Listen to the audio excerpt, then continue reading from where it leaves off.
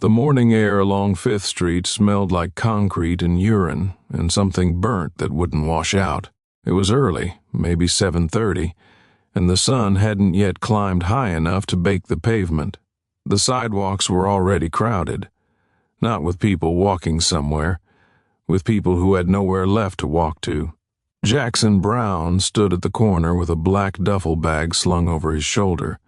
He wore jeans, a faded denim jacket, and sunglasses he didn't need yet. His hair was longer then, streaked with gray. He looked tired. Not the kind of tired you fix with sleep, the kind that sits behind your eyes for months. He didn't tell anyone he was coming. No reporters, no cameras, no publicists smoothing the way. Just him and the bag and $50,000 in cash inside it. People walked past him without looking. A woman in a stained pink hoodie pushed a shopping cart full of blankets and plastic bags. A man with no shoes sat against a chain-link fence, staring at nothing. A group of younger men huddled near a doorway, passing something between them, their voices low and sharp. Jackson stood there for a long time, just watching, listening, feeling the weight of the bag on his shoulder and the weight of everything else pressing into his chest. He had played a benefit concert 2 nights before. A theater full of people who paid $200 a ticket to hear him sing songs about loneliness and love and the things we lose when we stop paying attention. The crowd had stood and clapped, and some of them cried. Afterward, a woman came up to him backstage and said, "You always make me feel like someone understands." He thanked her. He smiled. He signed the poster she handed him. But when he got back to his hotel room that night, he sat on the edge of the bed and stared at the wall for an hour. The applause was gone. The lights were off. And all he could think about was the man he'd seen on the drive to the venue, slumped in a doorway with a cardboard sign that said, "Hungry. Anything helps." Jackson had rolled up his window. That memory sat with him like a stone in his gut. He couldn't shake it, couldn't write it away, couldn't sing it into something that felt like redemption. So he took the money from the benefit, all of it, $50,000. He put it in a duffel bag and drove to Skid Row. Now he was here, standing in the middle of it, and he had no idea what he was supposed to do next. A man approached him, mid-40s maybe, hard to tell. His face was sunburned and creased, his hands shaking slightly as he reached into his coat pocket. "You got a light?" he asked. Jackson shook his head. "Sorry, I don't smoke." The man nodded, unsurprised, and turned to leave. "Hey," Jackson said. The man stopped. "You need something? Food? Cash?" The man studied him for a moment, eyes narrowed. "Who are you?" "Nobody," Jackson said, "just someone with a little extra." The man's expression didn't change. "You a church guy?" "No." "You one of those documentary people?" "No." "Then what do you want?" Jackson didn't have an answer, not one that made sense, so he unzipped the duffel bag and pulled out a $100 bill. He held it out. The man stared at it, then at Jackson, then back at the bill. He didn't take it. "What's the catch?" he asked. "No catch. Bullshit." Jackson kept his hand extended. "No catch. I'm serious." The man took the bill slowly like it might burn him. He looked at it closely, checking if it was real. Then he folded it, stuffed it into his jeans pocket, and walked away without another word. Jackson watched him go. His heart was pounding. His hands were sweating. It felt like he'd just done something dangerous, something irreversible. He turned and started walking deeper into the row. Word travels fast on streets like these. Faster than it does in neighborhoods with mailboxes and lawns. Within 20 minutes, people knew. A man with money, giving it away. No forms, no questions, no sermon. They came slowly at first, one at a time, testing him. An older woman with a cane asked if he could help her buy insulin. He gave her $300. A young man with a bandage wrapped around his hand said he needed to eat. Jackson gave him $50 and asked if he'd had breakfast. The man said no. Jackson walked with him to a taco truck 2 blocks over and bought him 4 breakfast burritos and a bottle of water. The young man sat on the curb and ate in silence. Jackson sat next to him. "You famous or something?" the young man asked between bites. "Not really," Jackson said. "You look familiar. I play music." The young man nodded. He didn't ask for details. He finished the last burrito, wiped his mouth with the back of his hand, and said, "Thank you."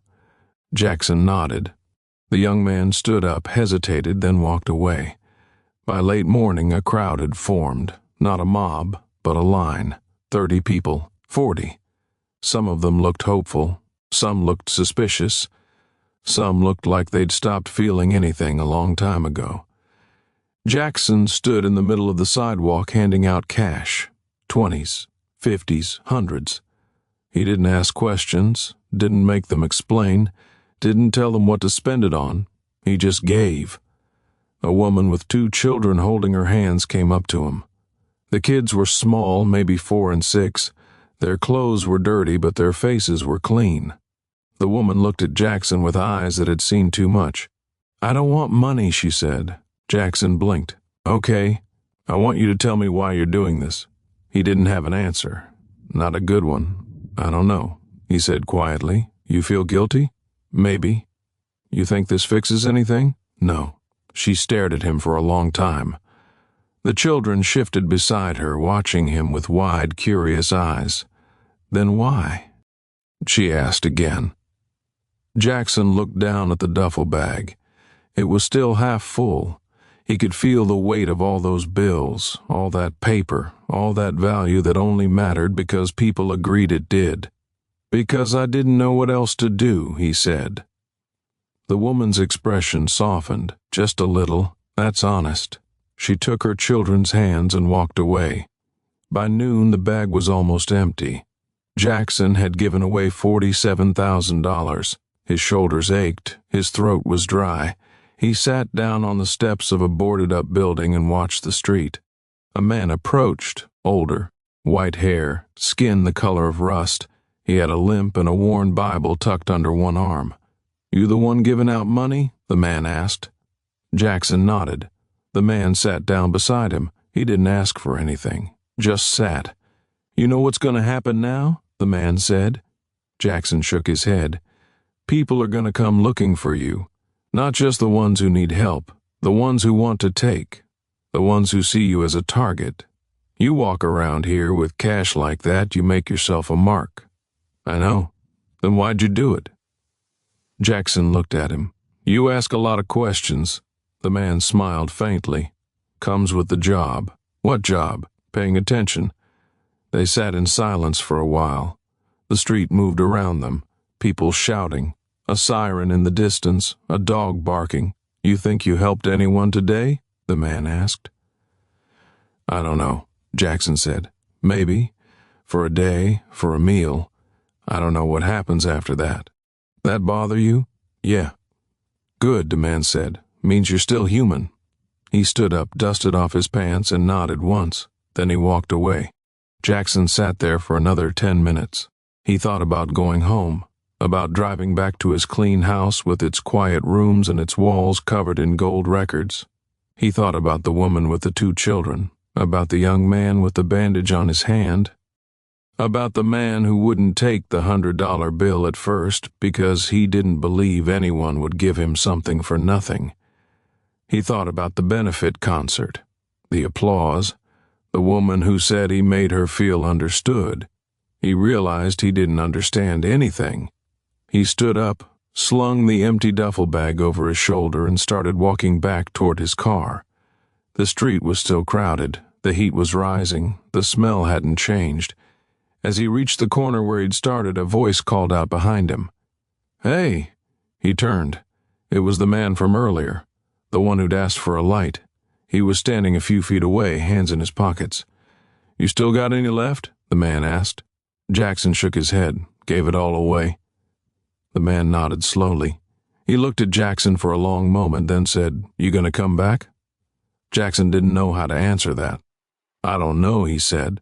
The man nodded again. "Yeah, figured." He turned and walked back into the crowd. Jackson stood there watching him disappear. He felt the weight of the empty bag on his shoulder, the weight of everything he hadn't fixed, everything he couldn't fix, everything he'd tried to do and didn't know if it mattered. He got in his car. He drove home.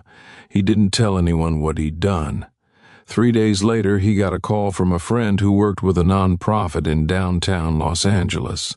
The friend said people were talking about a man who'd walked through Skid Row with a bag of cash, about how he'd given it all away, about how some people used it for food, some for a motel room, some for things the friend didn't want to say out loud. "Was that you?" the friend asked. Jackson didn't answer right away. "Yeah," he said finally. "Why?" "I don't know." The friend sighed. "You can't fix it like that, you know. It's bigger than $50,000, bigger than any one person." "I know." "Then why?" Jackson thought about the woman with the children, about the man with the Bible, about the young man who'd said thank you and then walked away. "Because I had to do something," he said, "even if it didn't fix anything." The friend was quiet for a moment. Then he said, "You know what the difference is between charity and change?" "What?" "Charity makes you feel better. Change makes things better. And change takes a hell of a lot longer." Jackson hung up the phone. He sat in his living room with the curtains drawn and the lights off.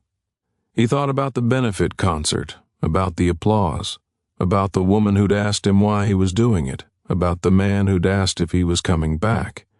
He picked up his guitar. He didn't write a song. He just played. Slow, quiet chords, nothing with words, nothing with a message. Just sound, just something to fill the space. Outside, the city moved on. The streets emptied and filled and emptied again. People slept in doorways and under overpasses and in the back seats of broken-down cars. The sun set. The stars came out, though you couldn't see them through the smog. And somewhere on 5th Street, a man with a bandage on his hand bought himself dinner. A woman with 2 children paid for a motel room with a lock on the door.